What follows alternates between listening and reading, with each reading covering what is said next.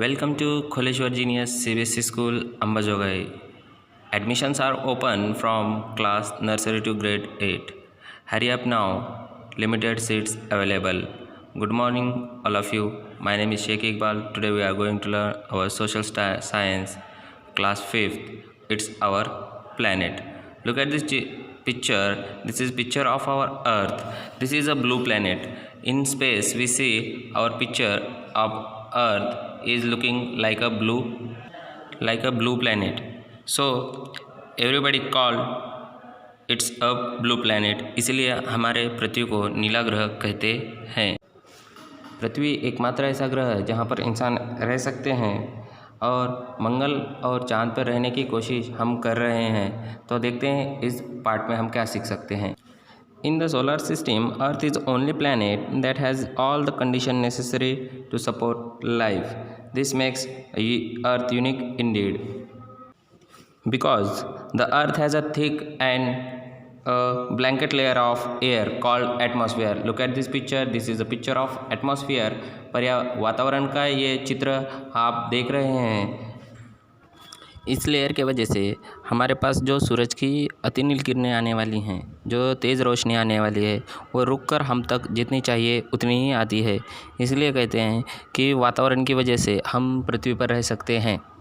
और यहाँ पर आसमान से दिख रहा होगा इस चित्र में तुमको कि किस तरह हमारी पृथ्वी दिखाई देती है और किस तरह हम पृथ्वी को देख सकते हैं और पानी या नीला ग्रह हमें दिखाई देता है। इसके बाद हम जानेंगे अब हमारे पृथ्वी पर कुछ पानी है तो कुछ ज़मीन है, तो कितनी प्रतिशत पानी है और कितनी प्रतिशत ज़मीन है। Earth has both land and water on its surface. Earth is located at a perfect distance from the sun, so it is not too hot और टू कोल्ड।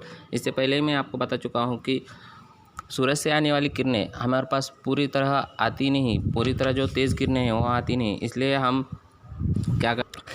हम यहाँ पर ज़िंदा रह सकते हैं। अब इस चित्र में आप देख सकते हैं 70% पानी है और 30% क्या है, तो ज़मीन का है। If you take a look at the globe you will see that almost 70% of the surface of earth is covered by water bodies. The remaining 30% is land on which we live. The water bodies which cover most of Earth is surface are called seas and oceans. The land masses are called continents. We will study about the oceans and the continents deeply. Look at this picture. The large landmass which are surrounded by water on all sides are called the continents. Millions of years ago there was only continent called the Pangaea and one huge ocean called the Panthalus. Over the years the Pangaea split into the species from 7 continents. The largest continent is Asia and the smallest one Australia. Look at the first continent, Asia.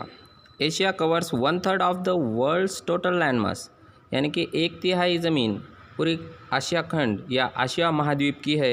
इसमें क्या है, it is surrounded by water on 3 side. 3 बाजू से तीनों ओर से यहाँ पर पानी है। और Pacific Ocean in the east, Pacific प्रशांत महासागर उसके पूर्व में है। Antarctic Ocean in the north and Indian Ocean in the south. The Indian subcontinent a part of Asia. देखो भारतीय उपखंड उसका एक बहुत ज़रूरी पार्ट है आशिया का, और आशिया के साथ आशिया को भारतीय उपखंड के नाम से ही जाना जाता है। बाद में हिंदी महासागर के ऊपर से हिंदुस्तान ऐसा भी नाम हमारा है। Second largest continent of the world is Africa. Africa had 3 sides water like Meridian Sea, Indian Ocean and Atlantic Ocean. In the second largest, it is the second largest due to its vast size and climate condition. A large variety of flora and fauna are found here. अलग अलग तरह की जैव विविधता यहाँ दिखाई देती हैं, जैसे कि नाइल नदी हो, रेगिस्तान हो, सहारा रेगिस्तान हो, 125 किलोमीटर वाला सुएज कालवा हो, यह सब चीज़ें यहाँ पर दिखाई देती हैं। इसलिए अफ्रीका खंड जैव विविधताओं से विभूषित है ऐसा कहा जाता है। धन्यवाद। बचा हुआ हम अगली तासिका में पढ़ेंगे।